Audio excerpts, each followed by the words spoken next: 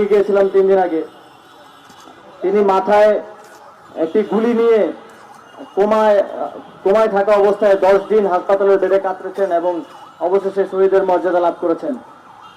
আমরা যারা একসাথে লড়াই করেছি, আমরা হয়তো শহীদের মর্যাদা লাভ করতে পারিনি, কিন্তু আমাদের এই ভাইয়েরা তাদের জীবন দিয়ে দেশের দায়িত্ব আমাদেরকে দিয়ে গেছেন।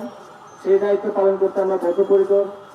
রিয়াজ ভাই, ইমন ভাই সহ যারা শহীদ হয়েছেন তাদের প্রত্যেকের পরিবারের দায়িত্ব এই অন্তর্বর্তীকালীন সরকার নেবে এবং ভবিষ্যতেও দীর্ঘমেয়াদে তাদের পরিবারের দায়িত্ব সরকার নেবে এবং যারা আহত আছেন তাদের বর্তমান এবং ভবিষ্যৎ সকল ধরনের চিকিৎসার দায়িত্ব ইতিমধ্যেই সরকার নিয়েছে।